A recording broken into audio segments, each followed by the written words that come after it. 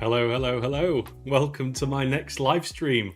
So this is live stream number 19, where we're going to be talking about the Boeing Starliner propulsion system anomalies investigation through the lens of STAMP, STPA and CAST. So welcome. Please comment below, let me know you can hear me okay and that there's some sound coming through, that there's a little bit of feedback for me so I know that it's working. It seems to be working, but you can never be sure. So anyway, welcome. My name is Simon Whiteley. I'm a system safety engineering consultant and accident analysis consultant from the UK. I specialise in STAMP, STPA and CAST, training people, helping people use it and get fantastic results. Now this is the 19th live stream in a series, so I've done over 30 hours so far on this investigation report. It is quite a large report, it's 311 pages, but my intention is to get through this report all the way to the end and then set up a live workshop together where we can get together live on Zoom, a free event where we can talk through this case study and talk about your experience and answer any questions you've got about the case study and about STAMP, STPA or CAST. Pardon me, so if you wanted to visit my website, I will just put it on the screen now. There we go, technology's working. If you visit Whiteley-Safety.co.uk, if you need some help and support, just press this green button here. I need help now. Help if I pressed on it properly. There you go, put your name, email address, telephone number and message in there. Send me a message and we can set up a call and answer any questions that you've got. And I've just noticed my green screen is slightly off angle. So just bear with me a second while I do some film magic. There we go. Has that fixed it? Why isn't that fixing it? That's a bit strange. Okay, well that's a bit of a technical glitch, but we will live with that, I'm sure. We'll keep going. Okay, right, so as I said, I'm going to run a live event, live workshop. If you want to get involved in that, please join the waiting list. Just visit my website, type your name in there, type your email address, join the wait list, and then when I'm all ready, I will send out an invite for you to all get together, register, and we'll get online together and go through this. All in a big group, all like-minded individuals. So I'm going to have to do something about that little black mark in the screen. So just bear with me a second while I fix it.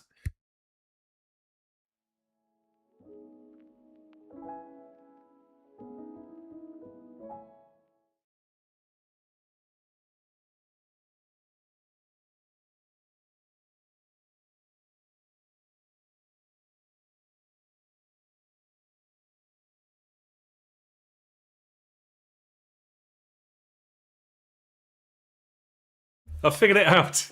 I know what it is. It's my desk lamp sticking in the way. Look at that. The marvel of modern technology and green screens. There we go. Anyway, Now I've fixed that. So where we got up to last time, we got up to section, we were working through section 5, section 5.2, observations and recommendations. And we're working through process and communication. And now we've got up to authority. So we've finished that section and we're going to go through authority. Now this is about 6 pages. And based on the rate of progression through the report and the amount of talking that I'm doing, we should get through this session. And of course, we've got another live stream for tomorrow, Friday, same time. And then it's most likely that I'll schedule some more next week and we can keep making progress. And of course, you can catch up with all of the other live streams and watch those at your heart's content. So there we go. Let's get stuck into authority. And we'll move that out of the way. There we go. Right, so throughout the interviews, an emergent theme was confusion over program authority. There we go. Technical authority and decision-making structures. Oh, hang on a minute. That sounds like a control structure. That's because it is. That's what it's all about. Right. The SMMT, so that's the Starliner... I should remember, come on, Si, I should remember this now. Starliner Mission Management Team, led by Boeing, was responsible for evaluating the readiness of the vehicle and making recommendations to the IMMT. And we couldn't figure out what IMMT meant last time, so I'm taking it that that is a higher order mission management team, perhaps. However, the IMMT held full authority for joint operations. So again, this is a classic case of issues with the control structure, the actual structure itself, the stakeholders, and their associated roles and responsibilities, and in this case, authority for things. This led to confusion as the roles and responsibilities within the Starliner mission management team were not well understood by many team members. A lack of clarity led to frustration and inefficiencies, particularly during the anomaly resolution process. So this is really important. The Starliner mission management team structure, while documented and practiced in simulations, failed to scale effectively during the propulsion system anomalies. Interviewees noted that the process broke down under the weight of real-time demands. That's really important. And high consequence decisions. This led to a prevailing negative sentiment, and the presence of multiple layers of upper management in meetings further muddled the chain of command. Yeah, I mean, there's a lot we could say about that. You know, there may be members that need to be in the meeting. They're the quora. And then there are those that think they should be in there because they need to hear stuff and be able to communicate it. But likewise, it may be that the purpose of the meeting is misunderstood by the attendees. Or they've tried to join more than one purpose together, and you just end up with a proliferation of people and management and interpretation interpretation of what the purpose of the meeting is and what the role of the people are that are in there. So as one interviewee put it, who's in charge here became a recurring and rhetorical question. Yeah, I mean that is a sign that the control structure is inadequate. You know, that's a red flag. If you're hearing that kind of stuff, you know there's something not right with the control structure and the way that the controllers are allocated roles and responsibilities. Additionally, the perception that certain groups, technical authorities and FOD, had disproportionate influence because during polling they go together as a group highlighted a disconnect in how the technical authority was exercised and perceived, while the mission management team and the program control board processes are not designed to be democratic. The desire for consensus. This is interesting. The MMT and PCB processes are not designed to be democratic. The desire for consensus was strong, and the lack of it contributed to lingering frustration. That's quite an interesting dynamic there. That is really interesting. If I recall correctly, there's a book by Patrick Lencioni, if I remember correctly, and he talks about the 5 dysfunctions of a team. I do recommend that book if you get a chance to read it, because that talks about some of these challenges and how to address them. Ultimately, in fact, actually, I could put that up on the screen, couldn't I? So I'm going to try something a bit different this time. Instead of searching for something live on the screen so you can see it, I will find it and then I'll put it on the screen. Yeah, it is Patrick Lencioni, The 5 Dysfunctions of a Team. So I can just quickly share that on the screen, can't I? Google. Let's use Google. 5 Dysfunctions of a Team. There we go, that one. There you go, that one. That's what it's called. 5 Dysfunctions of a Team. I recommend going through that. It's a great book. Really interesting. Addresses some of these topics. Anyway, let's continue. Ultimately, interviews revealed that the repeated question, who's in charge here, alongside confusion of roles and responsibilities, created challenges throughout the anomaly resolution process. This is explored further in the provided observations below. Yeah, I mean, I'm not being funny, but if you had a go at building a control structure model of these organization charts and processes and procedures, I can guarantee that you would have found these dysfunctions, these issues, before, real world application of these processes. And that goes the same for all the other processes you use. One of the recommendations I have is use the stamp-based principles to build a control structure model of your process and figure out what the control structure is based on what's inside the process. And quite quickly, you will see where these gaps are. And even better, if you've got a RACI chart or RACI chart, responsible, accountable, consulted, informed, those kind of charts that describe the detail, they should line up with what's in the control structure model. And if there is a gap, then you know that there's a problem that needs to be addressed. And I've worked on a number of these type of projects over the years, and also are doing some ongoing stuff now with some really high profile people. And they, I'm helping them and training them and helping facilitate the stuff that they do. And they're finding some really interesting, really subtle things that they had no idea was going on. And then other things they found is essentially they'd been having issues but didn't really understand why they were having issues. And when they attempted to build the control structure model and explore the different roles and responsibilities of the controllers and what feedback and control actions they had, it was at that point they had the realization, right, this is what the problem is. So making it explicit and giving them some support in working through that, they were able to identify problems and clarify problems, and then come up with solutions to sort those things out. And I'll be really excited in the next few months, hopefully, that I might be able to share some of that work. But anyway, yeah, let's keep going. So authority, yeah, and of course, and if you need some help and support with this, please send me a message via my website or look me up on LinkedIn and send me a direct message, and we can talk about this and see how we could work together. Okay, so authority observations. Observation number 1.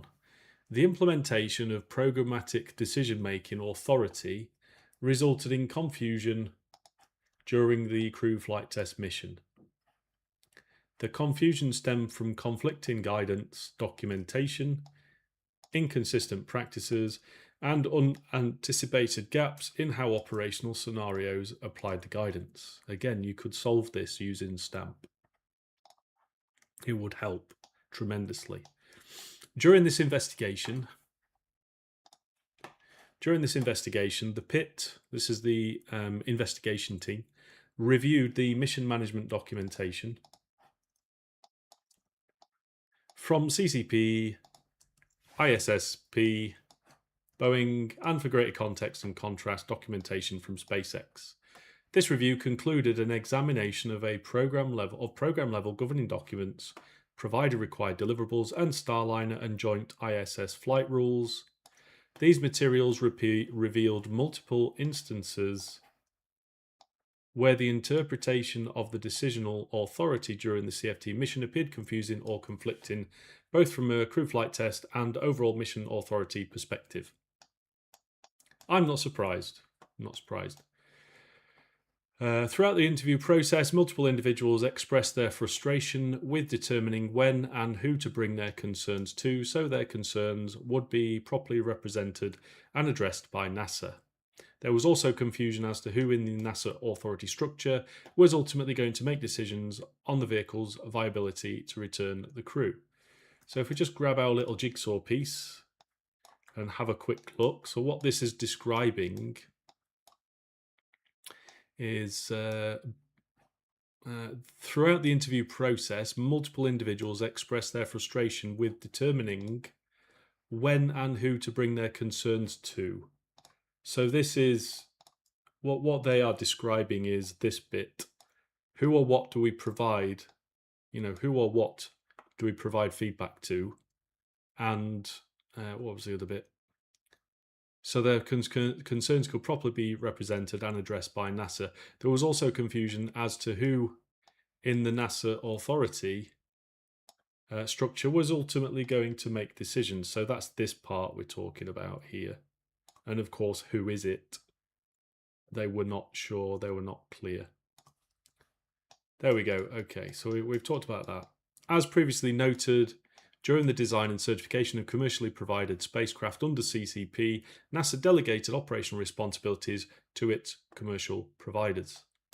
Okay, so this, there's a question now over whether this delegation of operational responsibilities to its commercial providers, what that actually means. When they say delegated, what are they actually delegating? What of those many operational responsibilities covering normal operations, abnormal and emergency operations, what responsibilities are actually handed over to the commercial providers? Do they know that? And are they prepared for that? Are they resourced to be able to do that? So that's, this is just common with most programs. It's not really surprising. It's kind of, with hindsight, it's obviously really obvious. But what I'm saying is, if you were to use the principles of STAMP to build the control structure and start looking at this stuff, you could solve this problem. That's why it's designed to do what it does. It is designed for these purposes. Okay, so CCT Plan 2100 Rev C, the CCP Mission Implementation Plan. In fact, actually, I wonder if I can find that CCT dash plan dash 2100 CCP MIP. Let's have a look if Google finds it. Come on, Google. Oh, here we go. No, it's not that. It's not. Oh, is it that? No. Yeah, I don't know if I'm going to be able to find that.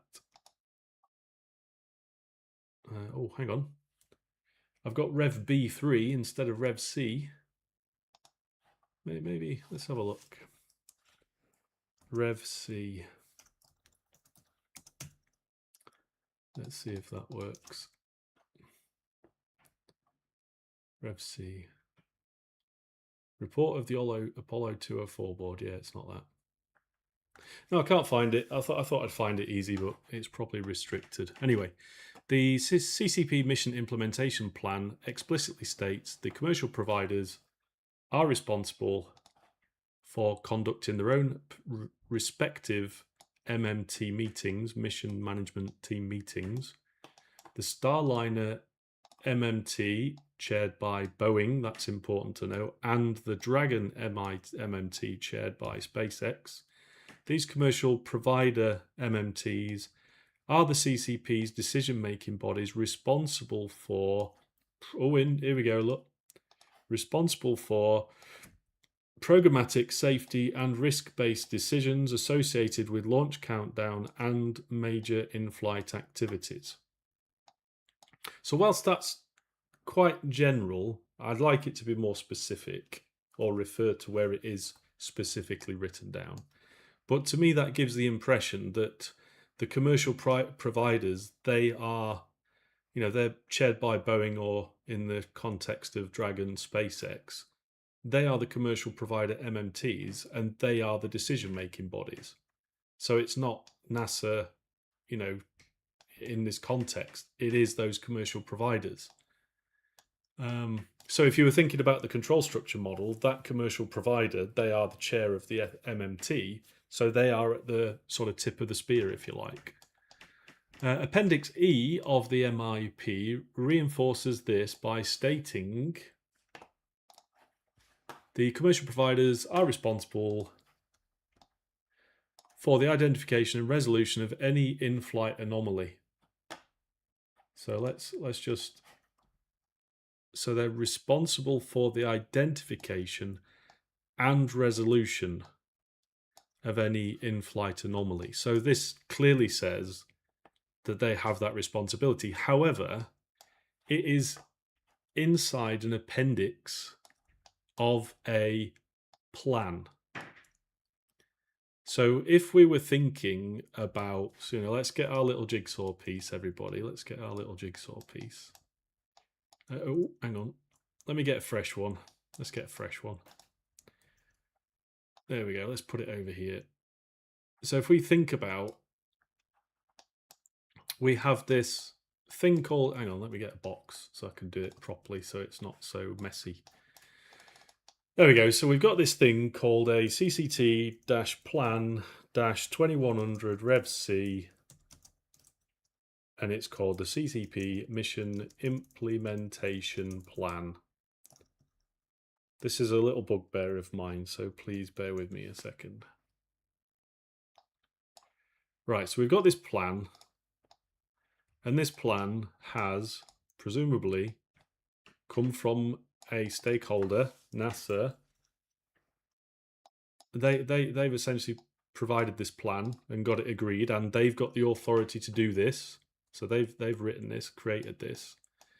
That plan has been provided to the commercial provider MMT. So let's put that in there, commercial provider MMT. I think that's mission management team, isn't it? I should probably write that explicitly.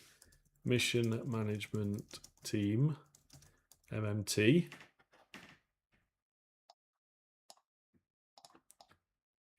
And that plan, appendix, whatever it is, appendix E,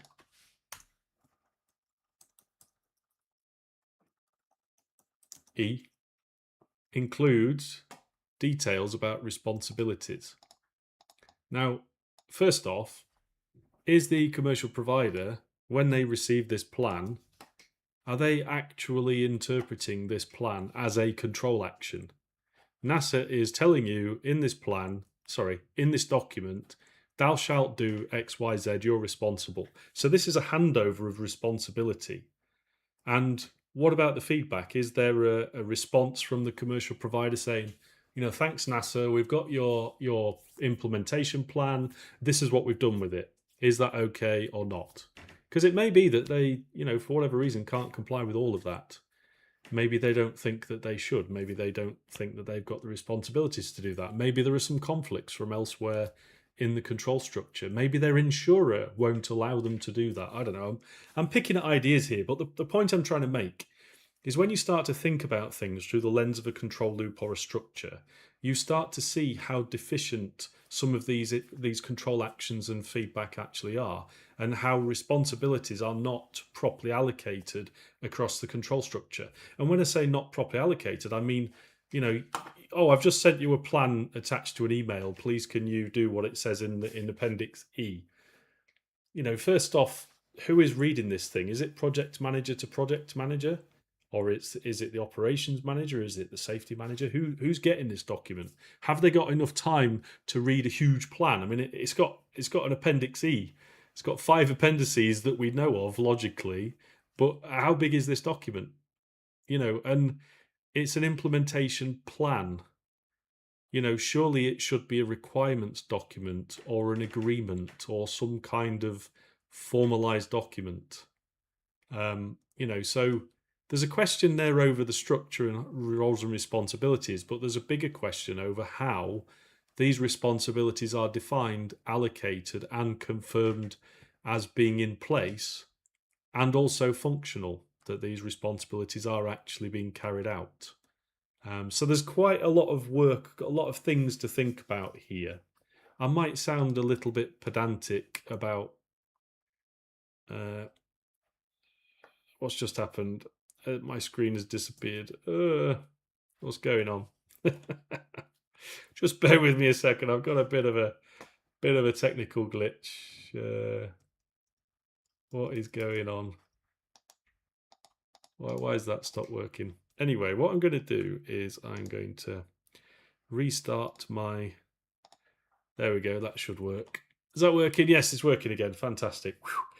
That was lucky. Sorry about that. A bit of a technical glitch there. Right, let's carry on. There we go. Where was I? Yeah, so I'm just pointing out that using stamp, or just using this jigsaw piece to think about these things, really starts to unlock what is the problem we've got here. What are we trying to do? Is what we are doing, what we think we're doing, actually solving these issues with the control structure, or is it making things worse? So yeah, that's where I was with that. Right, let's just move that out of the way a little bit. And again, yeah, I mean, to me, this is Appendix E. This is a clear attempt at a control action. But as I say, it's buried inside an appendix of a plan, not an agreement, not a responsibility statement, or whatever you want to call it. If we're providing control actions, which I think they are, we need to make sure we're doing it properly. We need to make sure it's appropriate. And I think what this investigation is highlighting is that definition, allocation, and confirmation that responsibilities have been put in place. It has not been done and needs to be done. It is essential that this is done. Right, let's go. So keep going. Come on, site. Right, here we go. Boeing's Commercial Crew Transportation System Mission Integration. Oh my God, that's a big name. Let's ungroup all of that so I can talk about it. There we go. So we've got Boeing, who has this thing called a Commercial Crew Transportation System, CCTS, Mission Integration and Operations Management Plan. It's another plan, everybody. It's another plan, MIOMP, and it's called DCC 1-00974-01 Rev. Reflects this easy for me to say, philosophy.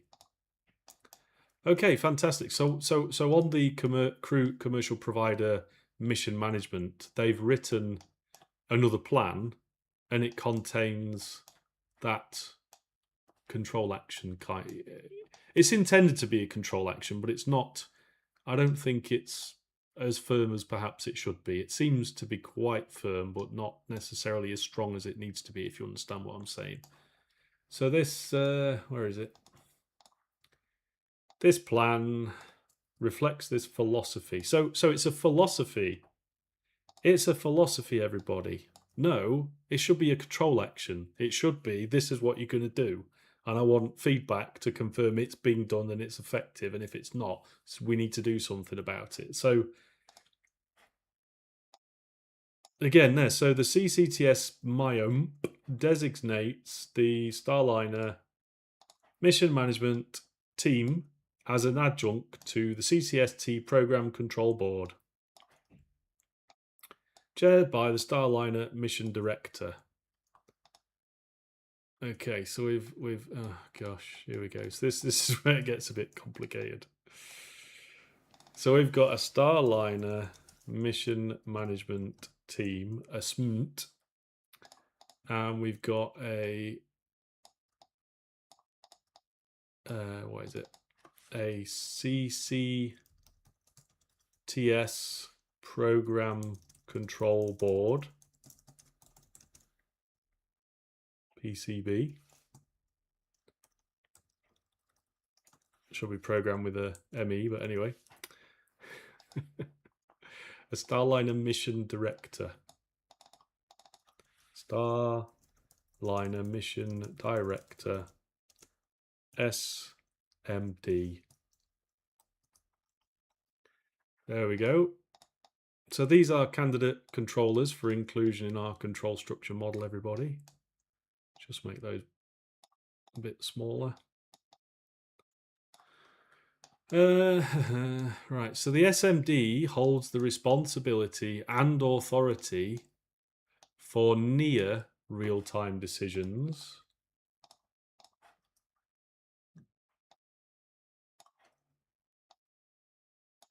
when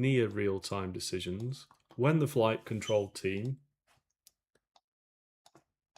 so they are another candidate controller, so we'll stick them in there. Flight control team, I don't know if that's FCT or whatever, determines that operating outside the FRR approved CST mission plans and constraints is necessary.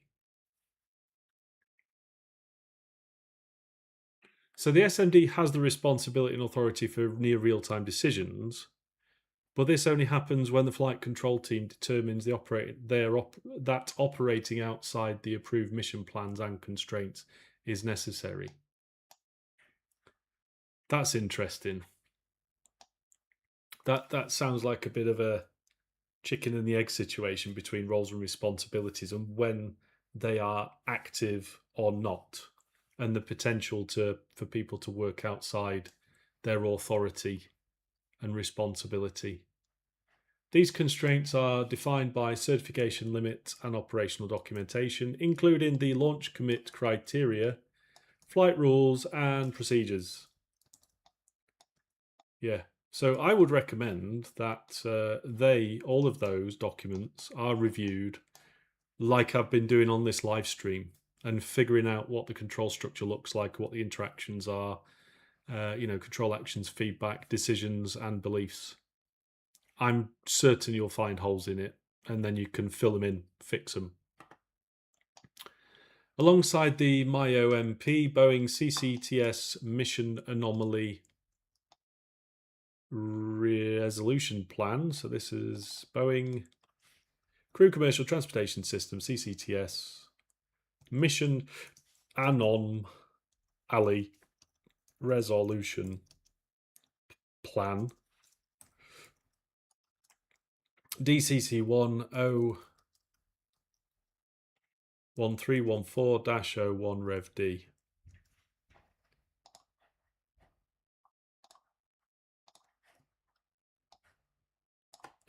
Blankety blank, blankety blank, blankety blank. Yeah. Okay, fantastic.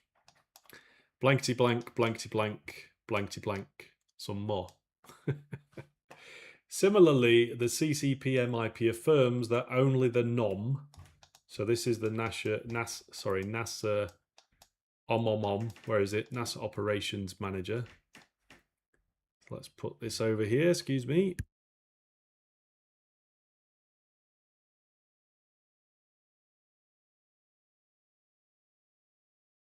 So this is the CCP MIP. So that's this one.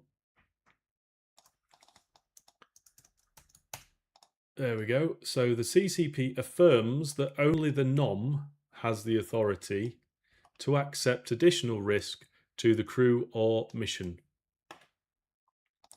So they are a very important person, the NOM.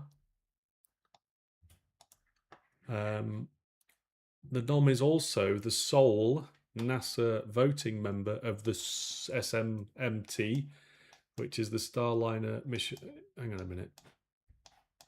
Starliner mission management team, that's right. Yeah, there it is, that's it.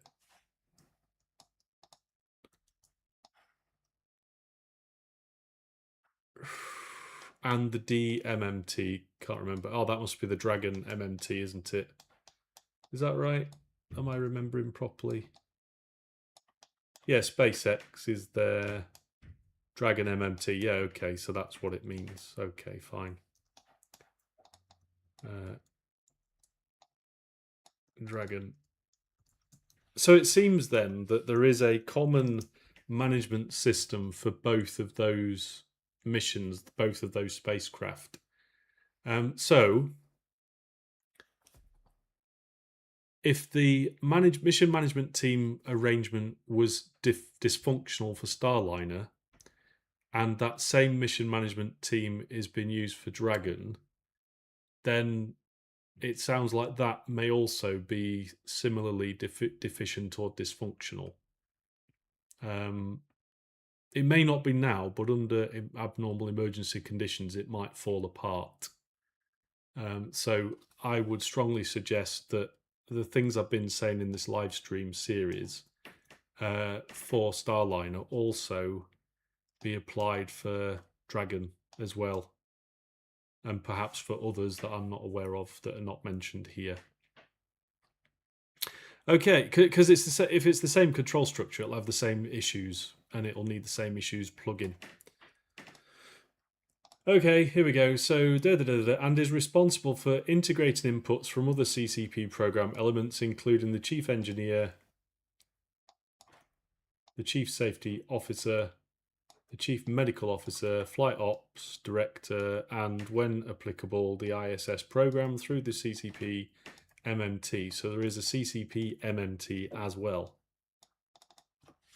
There's a lot of MMTs. A lot of MMTs. CCP MMT. So yeah, again, it's CCP level, Starliner level, Dragon level. Regarding the ISS program, the MIP, the Mission Implementation Plan, states that the ISS program manager or delegate, typically the IMMT chair. So I'm assuming ISS is the MMT. Sorry, hang on, let me just say that again. I'm guessing that IMMT is ISS management team. So there's loads of these mission management teams, an architecture of them, and they all interact with each other potentially. So typically the IMMT chair. Provide a go-no-go to the NOM for increased ISS and ISS crew risk acceptance, and or identifies decisions that need to be reviewed by the IMMT for risk acceptance. Provides insight into the ISS program readiness and ISS impacts associated with the CCTS anomalies or mission changes. So the program manager or delegate provides the go-no-go to the NASA operations manager for increased ISS and ISS crew risk. So so there are a lot of people with a lot of hats doing a lot of things, interacting with each other, and the responsibilities appear to be defined by these plans for each of those stakeholders.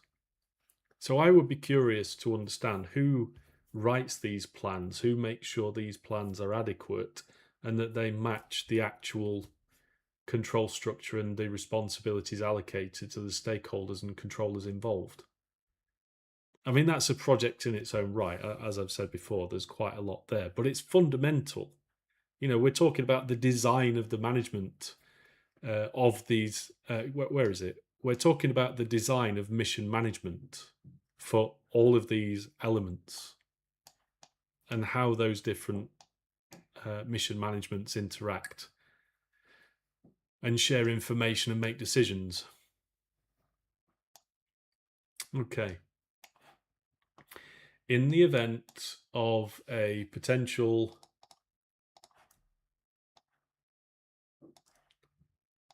integrated anomaly, the CCP mission anomaly resolution plan.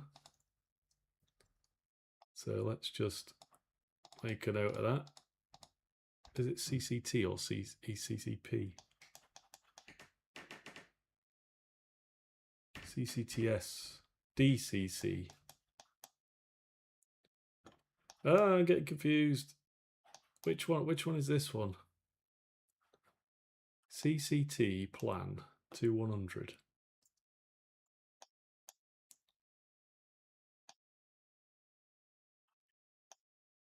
That one there, CCT plan. So it's not CCP plan, it's CCT plan. And then this one down here is the CCP mission anomaly resolution plan. Directs, yeah, so that plan directs Boeing's mission support room manager to notify the ISS MER manager.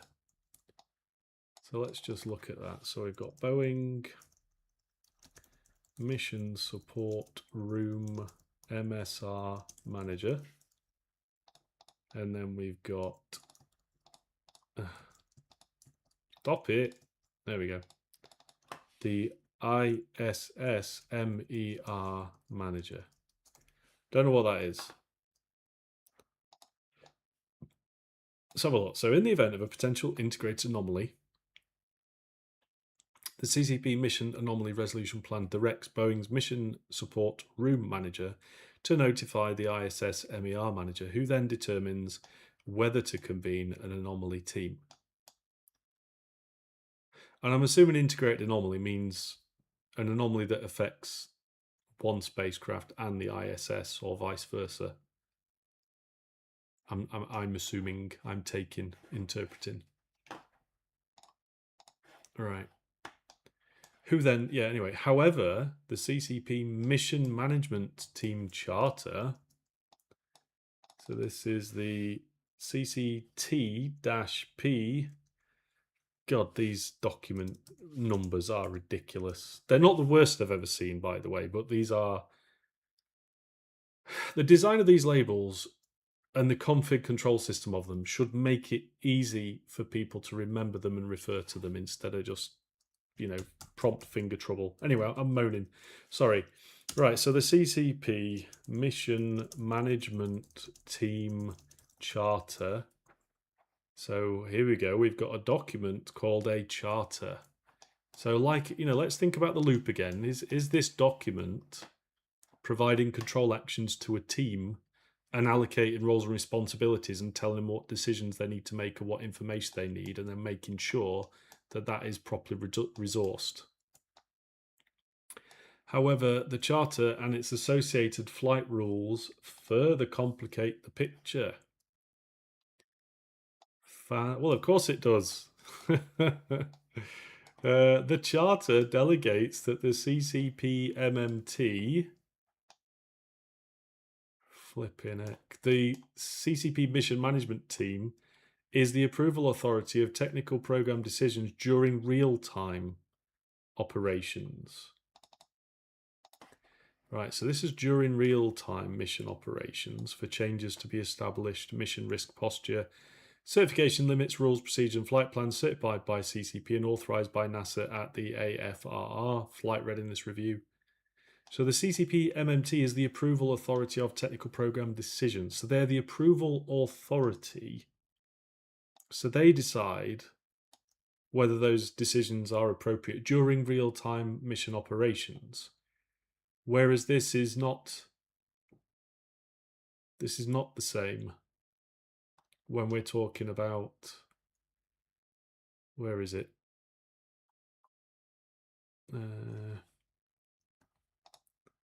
Let's just move this out the way a second.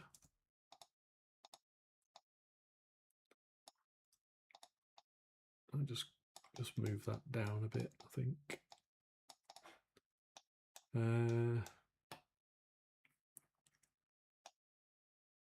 So there was something about real time and non-real time. Where is it? Where is it, Simon?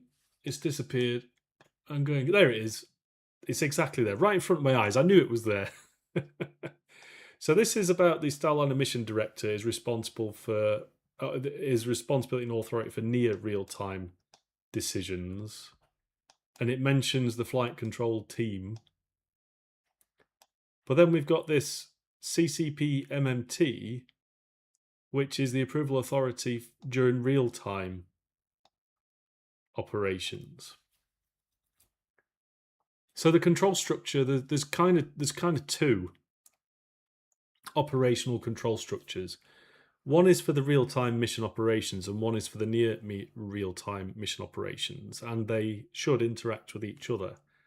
But it sounds like there's a gap between the way that these responsibilities and authority is actually allocated. This is really quite serious. It's very subtle, but it is very serious. It has very serious consequences. And again, there's no probability of all this jazz, or the probability of, this part of the management structure not doing what it needs to do at the appropriate time. There's no probability in this. This is how it's designed. It's designed and implemented to be dysfunctional. Not necessarily on purpose, but, this needs to be examined and dealt with because it's a systematic management issue.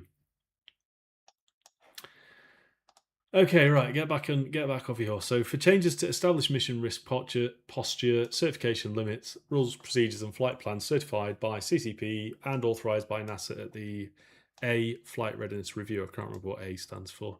Meanwhile, the CCP MMT, per the CCP MIP, so this thing up here, the Mission Implementation Plan. So there's the mission charter, and then there's the plan.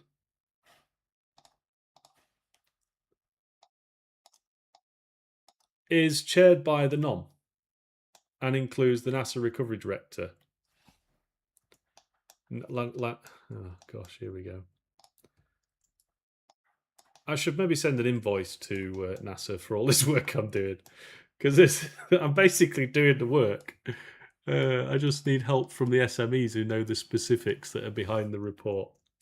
Right, so the CCP MIP is chaired by the NOM and includes the NASA Recovery Director, landing only, the launch rescue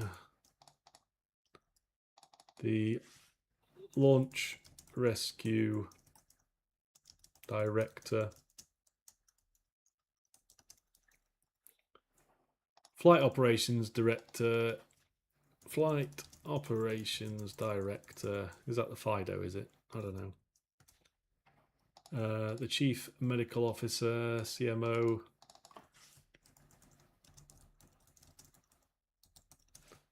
They might not call it the CMO, so just ignore that. CCP chief engineer.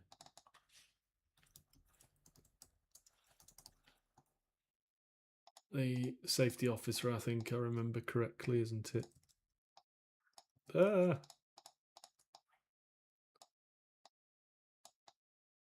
Is that right? Engineer. No. No, stop it. There we go. Right, chief safety officer. Mission manager.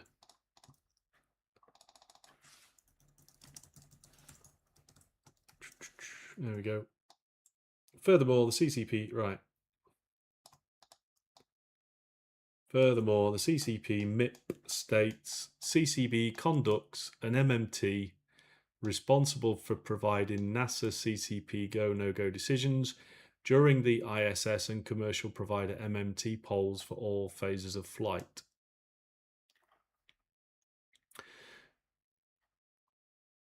So, yeah, that is a control action, go or no go. and it's the decisions associated with it. The Boeing MIO MP states blankety blank. That's helpful, thank you. From a flight rule perspective, Flight Rule J122 and its associated rationale showcase the agreed to authority structure of the integrated mission management teams. Okay, so the flight rule is now also defining parts of the control structure and how it should behave.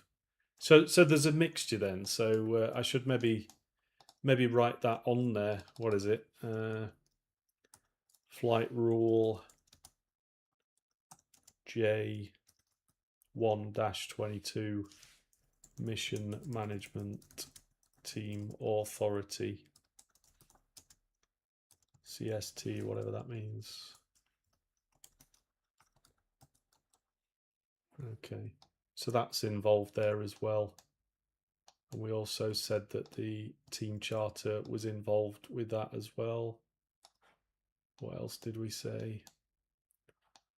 The plan, mission implementation plan, and the resolution plan, they were involved there. So I'm hoping just by looking at this and going, Simon, what are you doing with that control loop?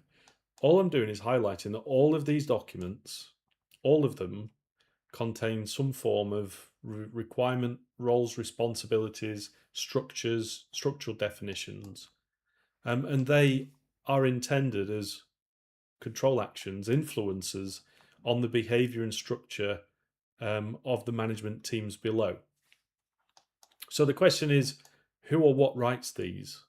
How are they kept up to date? How do they know that they're implemented properly and that they're actually functioning properly, and that whether they need updates or not? It sounds to me like that whole management system needs a review, and that's what the recommendation should be. That's what I'm expecting to see. Okay, gosh, it's getting hot. So the flight rule says the ISS mission management team is responsible for policy decisions and will be consulted. So there's the RACI, responsible, accountable, consulted, informed, as soon as possible whenever integrated operations outside the flight rules are required. So these flight rules, and when it says outside the flight rules, I'm assuming those flight rules are a set of things to do and not do. I'd be interested to know who writes those. You know, what's the process for including stuff in the flight rules? Do they use stamp STPA to do that? If not, I would recommend, of course. And I'm hoping that the things I've been talking about, especially today, have shown you that, yeah, actually, we should be having a go with this.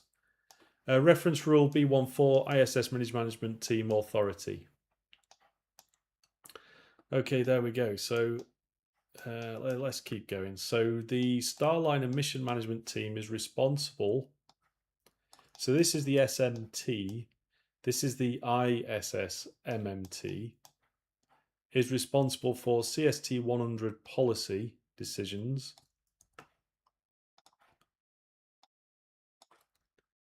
And will be consulted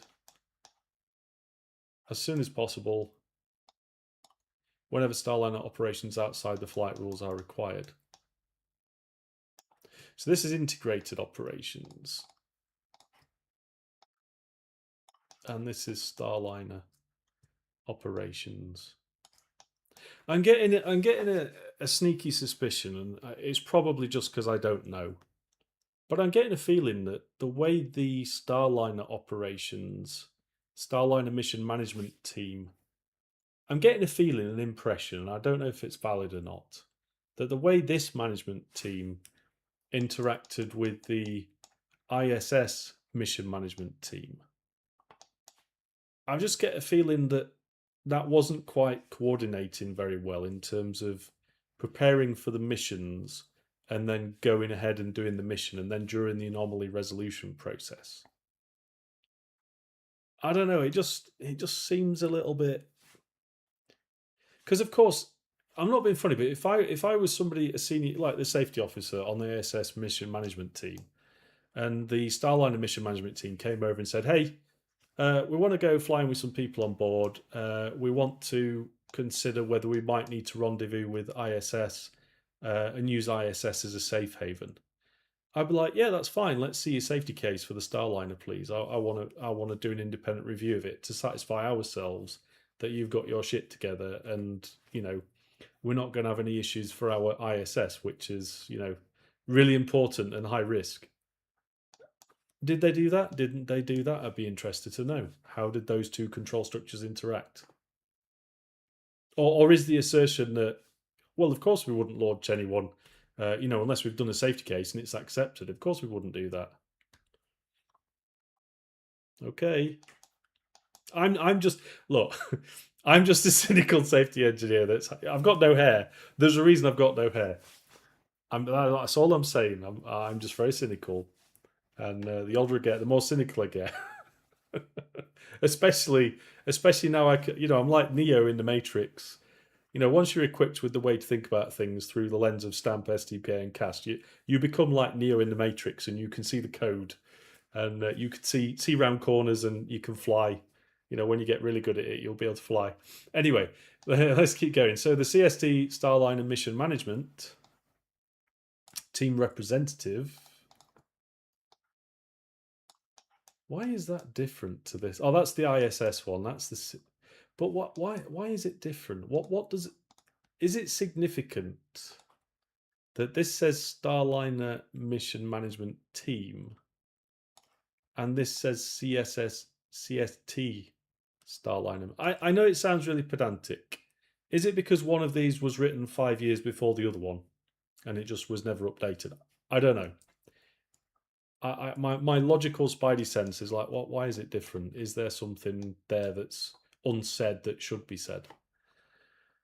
Okay, so the SMMT representative will support the ISS.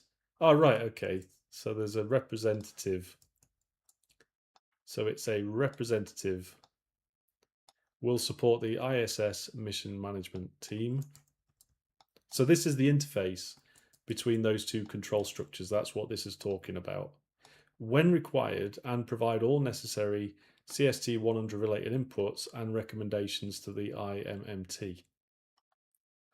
Okay, fantastic. So that means the IMMT for ISS has a Starliner MMT representative. But does the Starliner mission management team have a ISS representative? Or does this person, are they the go-between for both? Because I would like to think that ISS have their representative and Starliner has their representative. Because, of course, one person or one team that has both ISS and Starliner stuff in their head, that's a bit much for one person or a small team. So where is the representative for ISS? That's what I'd like to know. Maybe it's mentioned further down. Maybe it's mentioned further down. Let's have an SMMT rep for ISSMT. Let's put that there. And what about an IMMT rep for Starliner MMT?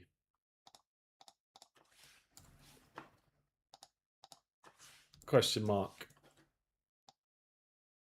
All I'm doing is asking a logical question, thinking about things from a control structure, architecture perspective. It would make sense to have a similar mirrored control structure with the responsibilities allocated in a similar way, but in a different context. One is the ISS, one is Starliner. It could be that those two functions are embodied in one controller, in one stakeholder, one representative. But again, that sounds like a lot of work, a lot of a large burden for an individual or a small team. Logically speaking, I don't know. I'm just, thinking about it. Okay, once the What's the spacecraft? So the spacecraft is a candidate controller, and it receives an authority to proceed into ISS approach ellipsoid. So that is definitely a control action. So let's put that in there. Or well, we'll put candidate control action number 1. I don't know what other number it is. So authority to proceed into the ISS approach ellipsoid. I can't spell ellipsoid. There we go. So let's just put that there like that. And I'm going to make that a pretty light blue color. There we look at that. Beautiful. Right. Let's get our control loop over there. And what do we need? Can everyone remember? So if this is our little jigsaw piece, and we've got our candidate control action just there. Look, let me make it shorter. So it sits there. Look, oh, look at that. Fantastic. Are you impressed? I think that looks amazing. Right. So that comes from the... Oh, so the spacecraft is this one.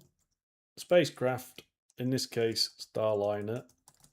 Because again, I could build a control structure for all spacecraft and use this same model for SpaceX and all the other ones that will come in the future, I'm sure. And so the IMMT, where's the IMMT? So that is ISS Mission Management Team. So we'll put that up there like that. There we go. The IMT oversees integrated operations, including ISS docked operations, rendezvous, proximity operations, docking, undocking, separation, and communications between vehicles during proximity operations and the docked time frame.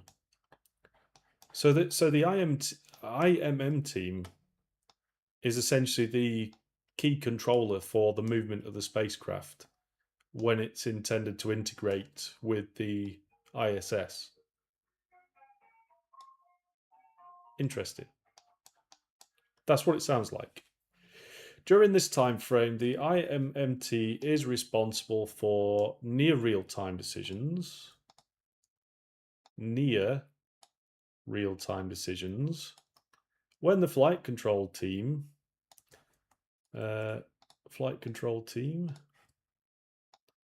identifies that operating outside pre-approved ISS and or CST mission constraints, including flight rules and procedures, is required. Any issue requiring IMT-MMT attention will be closely integrated with the SMTT as follows. Okay, the SMTT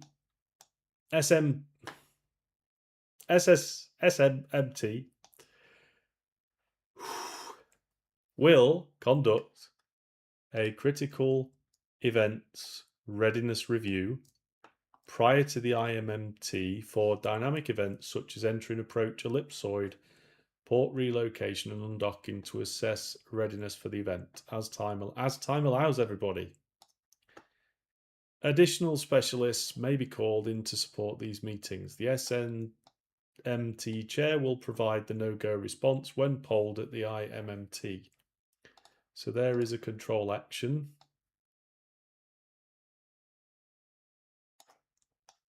So the SMMT chair could do that. Yeah, I mean, I could note these down, but I'm not sure there's going to be enough detail later on to support it. Right, the SMMT will meet as necessary to address any CST 100 or relevant ISS anomalies to determine course of action in accordance with responsibilities described above. In addition, as part of the undocking review, the SMMT will conduct a review on all decisions involving deorbit, landing and recovery operations.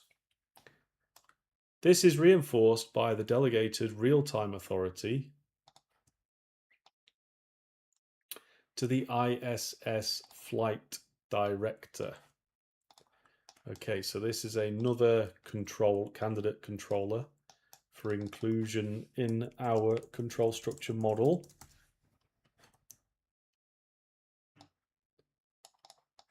There we go. Flight Rule J14 during ISS CST 100 integrated operations. Station flight.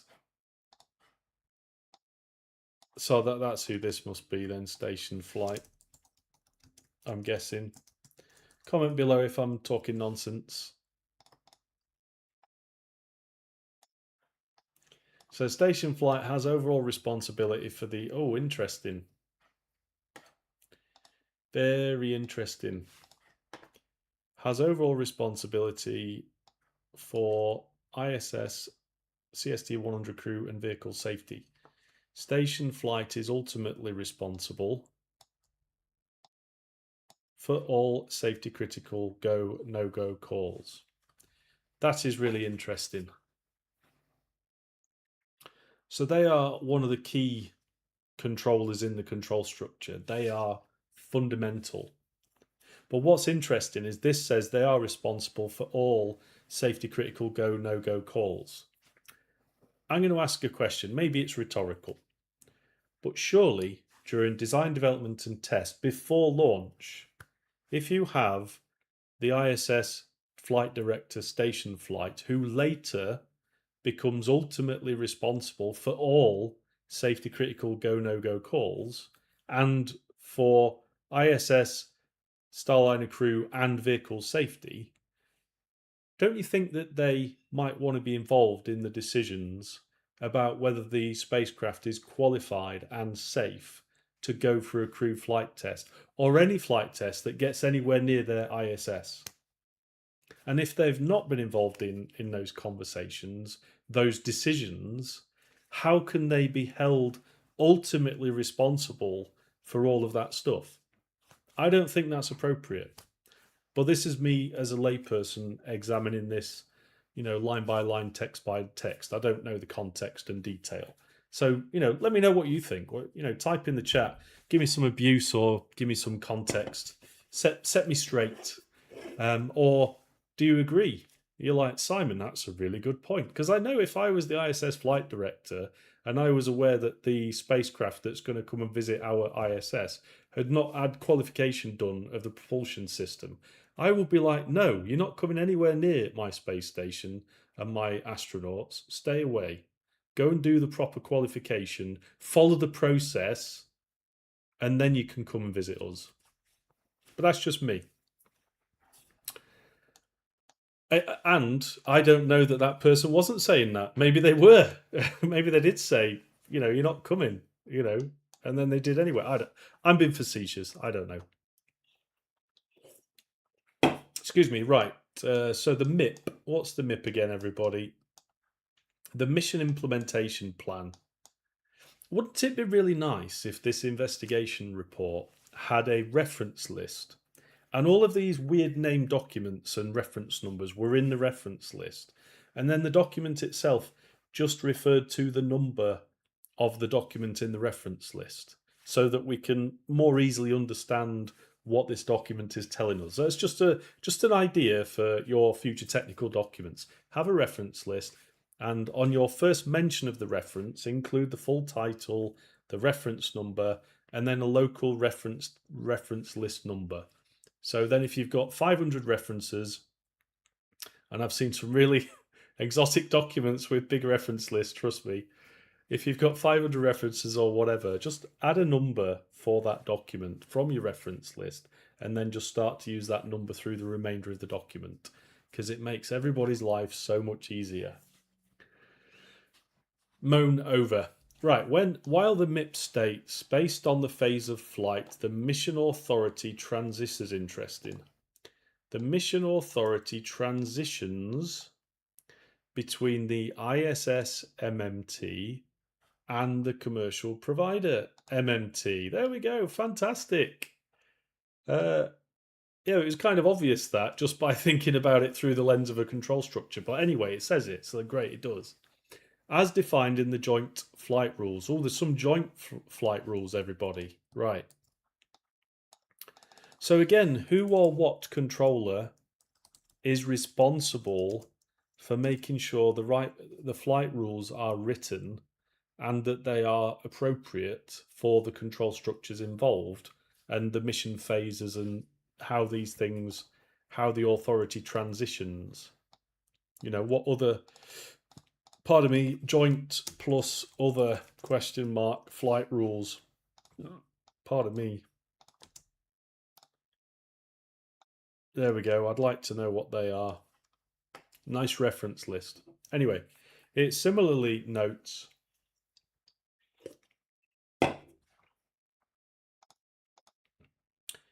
any decisions regarding commercial provider, crew transportation system, crew operations that exceed the risk baseline established at the flight readiness review and defined by the flight rules and operational procedures must be approved by the NOM. So this is operational procedures. So again, who writes those? Who makes sure that they're adequate? Right. Oh, and flight readiness review. That's a candidate for inclusion in our control structure. Flight readiness review, FR. Right.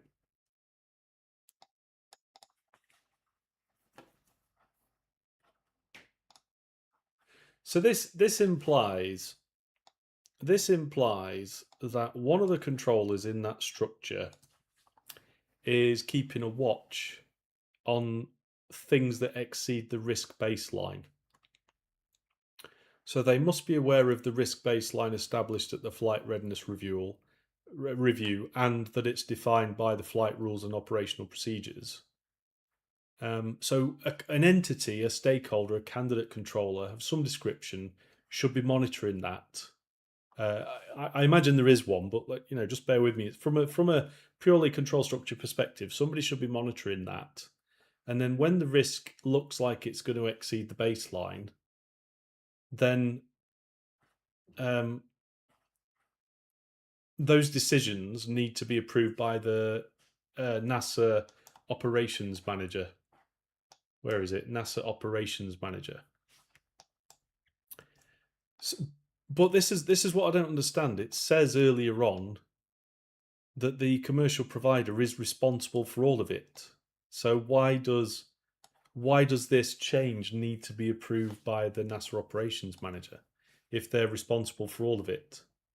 Surely it should say in that other plan. Oh yeah, I mean it is the MIP. It does say the MIP. So there's some conflicting. It sounds like there is some conflicting control actions originating from the content of the MIP, the mission implementation plan. That's what this sounds like if I'm interpreting it correctly. Obviously, it's my first time coming at this, so I could be talking complete nonsense, but this doesn't seem right. Doesn't seem quite right. It needs reviewing and clarifying. Subsequently, the governance of a provider-led MMT was not universally understood by the whole stakeholder community prior to the mission. So there's a safety constraint straight away. The stakeholder community must understand the governance prior to the mission. So why didn't? If they didn't, why didn't they? Is it because they did? Prior to the mission, they tried to figure it out, and it was just a load of nonsense. It didn't make sense.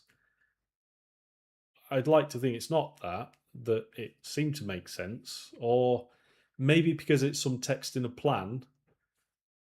Everyone's like, well, plans, they don't survive first contact with the enemy, so a plan document is worthless, but the planning activity is worth its weight in gold. I don't know. I'm not a big fan of plans, personally. Often they are thrown together the planning activity is not particularly very good. They're thrown together and then everyone just ignores them and does what they think's the right thing to do anyway. I'm not saying that's what's happened here, but I wouldn't be surprised. But again, a plan should not be the vehicle to define a control structure and communicate control actions. You know, it should be some kind of formal document, formal management system. This led to confusion about the role and authority of the NASA operations manager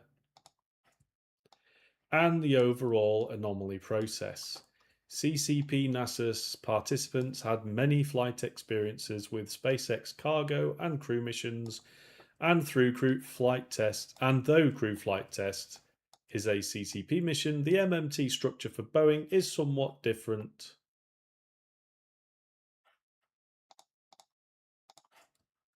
The MMT structure for Boeing is somewhat different from the MMT structure for SpaceX. While it is documented in CCP files, this distinction was confusion for many of the participants outside of CCP, especially participants pulled in during the mission timeframe without deep Boeing Starliner experience leading up to the mission.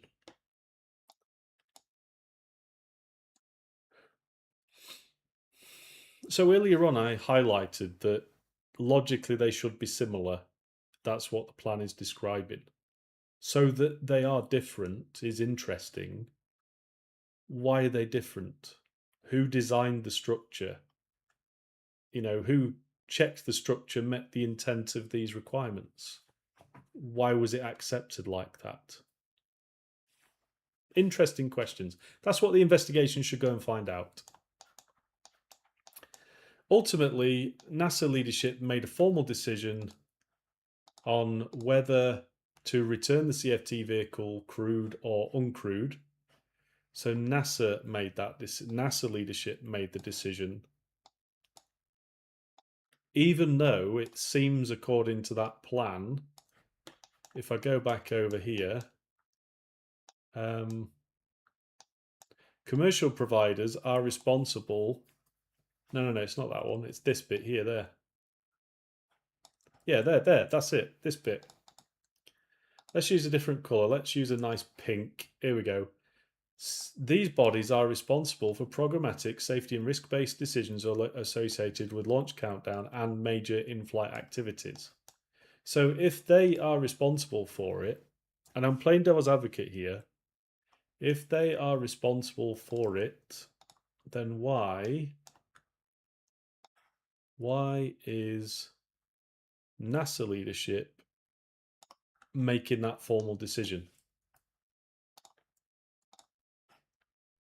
I'm not saying that's wrong. I'm not saying they should not be making that decision. I'm not saying that. I'm just saying, according to this plan, the responsibility is somebody else's. So why isn't NASA mentioned in that decision-making process? So yeah, it sounds to me like the whole management structure and how it's defined and the definition of requirements and making sure they're fulfilled and that they work and that there's enough operational flexibility.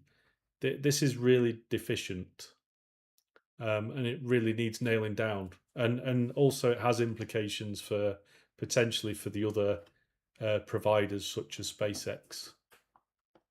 But of course, I'm making that assertion. I don't know. You know, they're the kind of things I'd expect somebody as an action to take to go and look at and think about.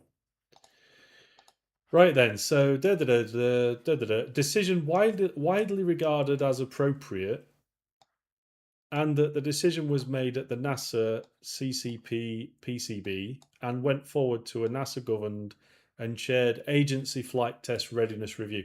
That's what AFFT is, everybody. Agency flight test readiness review. Agency flight test readiness review. There we go. I think that is the term mentioned over here. Where is it?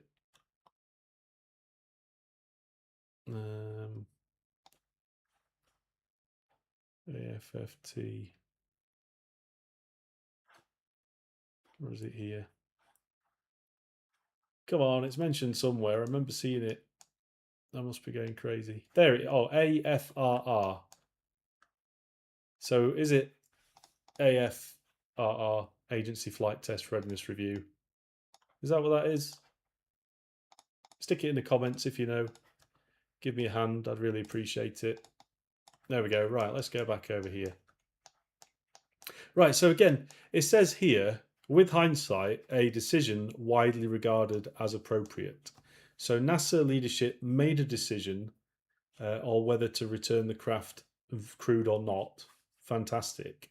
But according to the plan back there we were talking about, it shouldn't have been NASA leadership making that decision. Or that's my understanding based on the words in this report. Now, I'm not saying that NASA leadership shouldn't have made the decision. What I'm pointing at is the control structure as defined, work as imagined, work as defined. It should have been the commercial organisation making that decision. And NASA has come in and made that decision on their behalf. Is that following the process? Is that following the procedure? I'm just asking the question. I think that was the right thing to do, but what we're talking about is an issue with the management structure, the management system, the control structure. Okay, right. However, even without addressing how technical organisations such as engineering, SMA, HHA, pardon me, SMA, HHP, and FOD contribute to that decision, the reference documents clearly demonstrate the potential for misunderstanding who holds decisional authority. Yeah, fantastic. The roles of the SMD, NOM, CCP Program Manager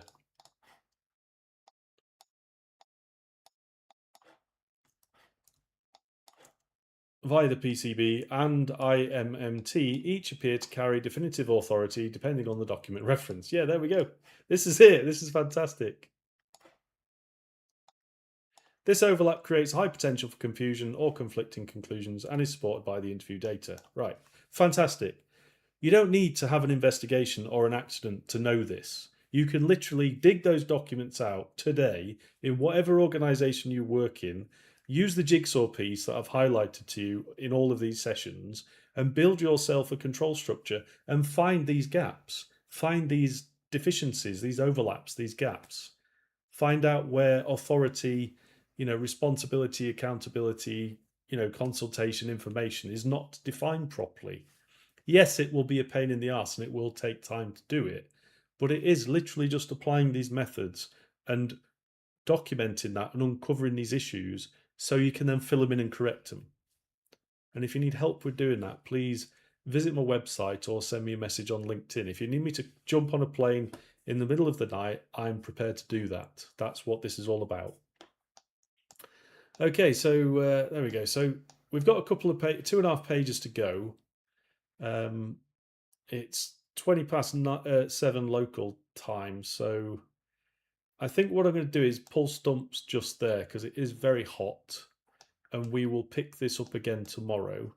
I think what we've done today has been very interesting. I'm sort of quite well. I say amazed. I'm not amazed. It's not a surprise. These kind of issues exist all over the place, and this is one of the things when you start using the stamp-based approaches, the ideas, the principles, and especially the jigsaw piece, the control loop I keep banging on about. As soon as you start thinking about things through that lens, you can spot gaps all over the place. They are they just pop out. It's not that difficult once you've got this embedded in your mind. The difficult part is maintain momentum to study and understand and uncover what your control structure is. What the stakeholders are, what the controllers are, how they interact with each other. What is a control action? Because they're not explicit. Some of them are obvious control actions, but some of them are not. It's quite subtle.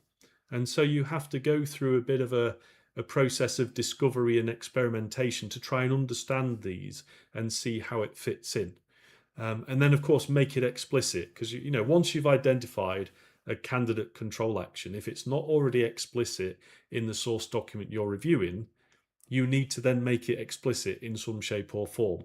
And it may be that the document structure, you know, the documents that you've got and how they all fit together is wholly inappropriate, and it needs to be re-engineered, re-architected, should I say.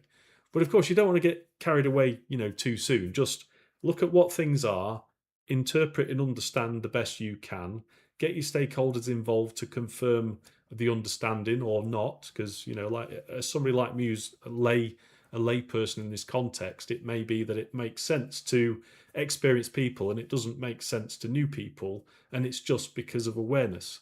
But again, these documents should be clear enough that everybody understands where they stand and what responsibilities they've got. And once you've persevered with that, you can then redesign, rebuild, and maybe not redesign, but you can make sure these things are explicit so that when you go forward in the future, you don't have people unclear as to what their responsibilities are and who needs to make decisions, especially under abnormal or emergency conditions. But yes, there we go. So I've moaned on for nearly 90 minutes. I hope that was helpful. I hope that's given you some ideas, some food for thought.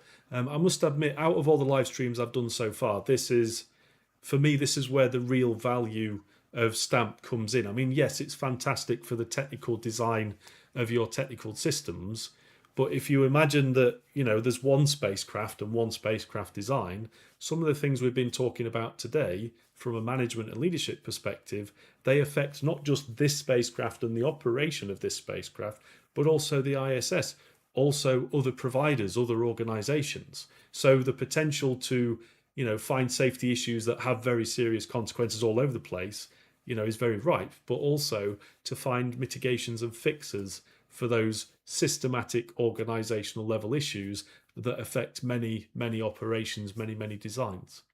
So yeah, fantastic. Actually, before I finish, let's just have a quick drink and we'll just check to see if the viewers have been giving, you know, if you viewers have been giving me any abuse in the comments or making some comments on YouTube, LinkedIn or Facebook. So just bear with me while I have a quick look.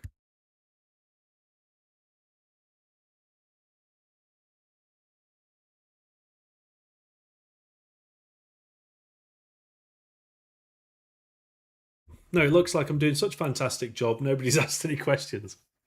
But anyway, thank you very much for watching, and I will see you on the next live stream, same time tomorrow, 1800 UTC +1.